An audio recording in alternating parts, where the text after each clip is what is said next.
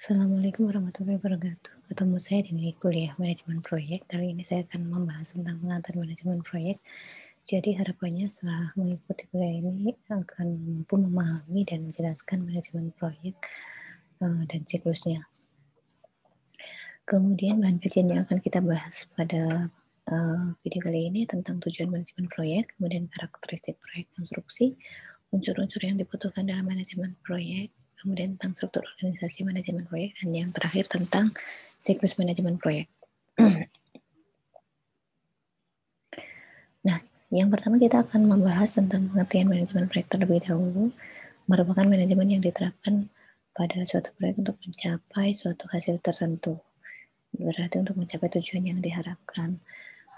Di pengertian lain, manajemen proyek juga merupakan suatu ilmu dan seni untuk mengadakan perencanaan atau planning, kemudian pengorganisasian atau organizing, pengarahan atau directing, koordinasian atau coordinating, dan pengawasan atau controlling.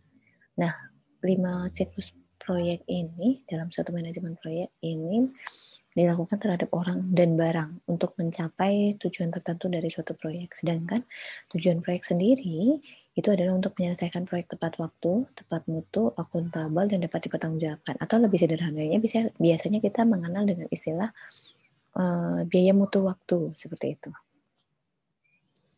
Kemudian karakteristik proyek konstruksi ada beberapa. Yang pertama yaitu tentang kegiatannya dibatasi oleh waktu. Jadi dalam suatu proyek konstruksi itu biasanya didasarkan pada suatu kontrak. Sedangkan di dalam kontrak itu merupakan kesepakatan atau perjanjian antara owner dengan pelaksana proyek. Sehingga waktunya berapa lama harus disebutkan di dalam kontrak tersebut.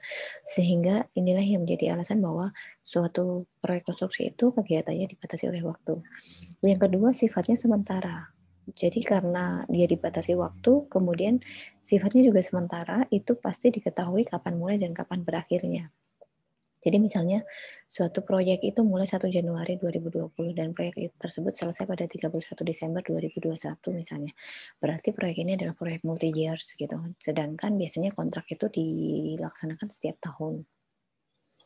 Kemudian karakteristik yang ketiga dibatasi oleh biaya. Jadi karena ada kontrak di dalamnya juga pasti disebutkan biaya pelaksanaannya sebesar berapa.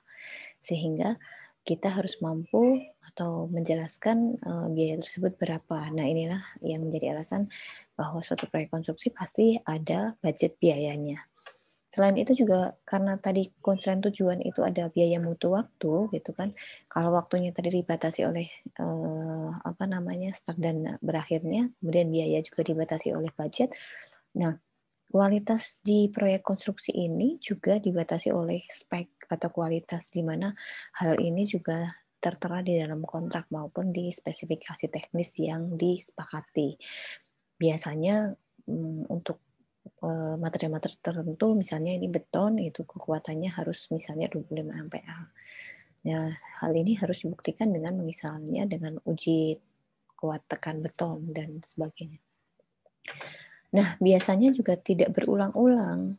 Misalnya nih, sekalipun membuat bangunan perumahan gitu, maka biasanya ada 36, ada tipe 30, ada tipe 2, 3, 4, 6, ada juga tipe 55 misalnya. Nah, meskipun dengan model yang sama tetapi dengan tipe yang berbeda, biasanya akan memiliki spesifikasi dan luas yang berbeda pula. Kalau misalnya dalam bentuk perumahan jumlah 36 pasti juga ada batasannya gitu kan. Sehingga tidak akan berulang untuk selamanya atau hanya satu itu saja gitu, banyak jenisnya. Nah, di sisi lain ada beberapa unsur-unsur yang dibutuhkan dalam manajemen proyek. Kalau orang memang biasanya ada 5M gitu kan. Yang pertama adalah man atau sumber daya manusia. Nah, ini adalah merupakan sumber daya utama karena yang menggerakkan sumber daya yang lainnya gitu kan. Nah,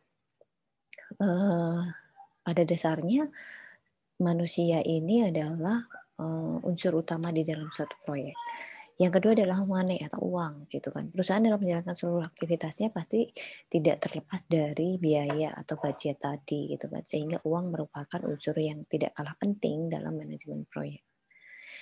Yang ketiga adalah material atau bahan baku. Jadi ketersediaan bahan baku material itu juga sangat vital. Kenapa? Karena ketika kita sudah menyusun jadwal atau perencanaan sebaik mungkin, tetapi ketika pengelolaan jadwalnya tidak bagus, manusia juga sangat tergantung terhadap datangnya material tersebut gitu. Sehingga tidak bisa kita abaikan unsur material ini sebagai unsur yang sangat dibutuhkan dalam manajemen proyek. Yang keempat adalah mesin atau peralatan mesin. Jadi pada umumnya sekarang peralatan di bidang konstruksi atau proyek-proyek semakin canggih dan maju gitu kan, sehingga bisa meningkatkan produktivitas pelaksanaan proyek sehingga bisa mempercepat waktu, sehingga peralatan ini sangat berpengaruh terhadap durasi lamanya pekerjaan yang dilakukan oleh manusia, dan alat ini juga bisa meminimalisir terjadinya human error atau kesalahan akibat kelelahan oleh manusia tersebut. Dan 5M yang terakhir adalah metode. Dalam menerapkan manajemen proyek, mengelola metode ini juga sangat penting. Kenapa? Karena dalam melaksanakan metode yang tepat, itu juga bisa mempercepat dan meningkatkan produktivitas suatu pelaksanaan kegiatan atau pekerjaan di proyek gitu kan. Nah, itu adalah 5M. Tetapi di sini akan ada satu lagi, market atau pasar, di mana pasar ini merupakan elemen yang sangat penting. Jadi kalau tidak ada permintaan atau proses produksi, itu biasanya akan berhenti begitu saja. Jadi kalau misalnya proyek konstruksi tiba-tiba dihentikan oleh pemerintah, maka ini juga berakibat pada berhentinya semua aktivitas dari 5 unsur sebelumnya gitu. Makanya market atau pasar ini juga menjadi salah satu unsur yang cukup penting dibutuhkan dalam manajemen proyek. Nah, struktur organisasi manajemen proyek itu biasanya melibatkan banyak bidang gitu kan. Jadi berbentuk task force karena sifatnya juga sementara, proyeknya sementara, atau misalnya bila sifatnya permanen itu biasanya berbentuk matrik. Nanti kita akan belajar berbagai model uh, organisasi dalam proyek konstruksi. Nah, dia biasanya memiliki spesialisasi sehingga bisa digabungkan dalam satu tim, dikoordinasikan oleh seorang manajer proyek biasanya. Nah, ini salah satu bentuk atau contoh struktur organisasi dalam proyek. Jadi di sini ada presiden atau manajer gitu kan, ada human resource, ada sales, ada finance, ada engineering, quality control, dan production. Ini selalu berbeda, tidak selalu sama dalam setiap perusahaan. Salah satu contohnya saja ini gitu kan. Nah, di sini ada project 1, ada project 2, masing-masing dipimpin oleh project manager. Nah, karena proyeknya berbeda, di sini ada item pekerjaannya dari propulsion engineer, kemudian test engineer sama technician. Sedangkan yang di satunya lagi project manager ini membawa struktural engineer, inspection technician, dan technician. Jadi tergantung bidangnya atau jenis projectnya gitu kan. Nah, nanti kita akan belajar tentang organization breakdown structure. Mana yang paling tepat buat perusahaan atau buat proyek yang kita tangani gitu. Nah, kalau ini contoh organisasi matrik. Kalau tadi itu bentuknya adalah organisasi proyek secara struktural ya, mungkin kalau seperti ini. Kalau yang ini bentuknya matrik itu agak lebih fleksibel gitu ya. Jadi proyeknya banyak gitu kan. Ini misalnya si plumbing ini ditangani oleh orang dari proyek 1 dan dia juga bekerja di proyek 2 dan di proyek 3 gitu kan. Terus di proyek 1 itu elektrikalnya dia bekerja di elektrikal di proyek 1, juga bekerja di mekanikal di proyek 3, dia juga bekerja sebagai plumbers di proyek 2 dan 4 misalnya kayak gitu. Jadi matriks ini tidak memperhatikan hierarkis, tetapi dia bisa bekerja sesuai bidangnya. Nah, ini siklus manajemen project, biasa kita singkat PDCA gitu kan, plan, do, check, action. Jadi kita rencanakan, kita laksanakan, kita cek ulang terhadap rencana. Kemudian kalau ada hal perbaikan, kita perbaiki. Kalau ada hal yang lebih baik, kita bisa improve di plan-nya atau perencanaannya.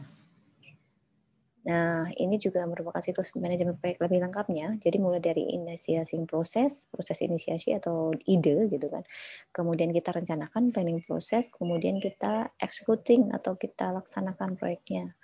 Nah, di sini tadi PDCA-nya ya, ada plan di sini, ada do di sini, ada check-nya, kita kontrol, kita monitoring, dan kita kontrol prosesnya. Kemudian dia akan kembali ke plan lagi kalau misalnya di sini ada kekurangan atau kelemahan, kita bisa action untuk memperbaiki, dan kalau misalnya ada kelebihan, kita action untuk meningkatkan planningnya gitu kan. Sehingga proses ini akan terus berjalan, PDCA ini sampai proyek selesai gitu kan. Oke, itu saja yang bisa saya sampaikan untuk pada video kali ini. Terima kasih sudah menyimak pengantar pada manajemen proyek kali ini. Sampai ketemu di video-video selanjutnya. Selamat mengikuti video berikutnya. Assalamualaikum warahmatullahi wabarakatuh.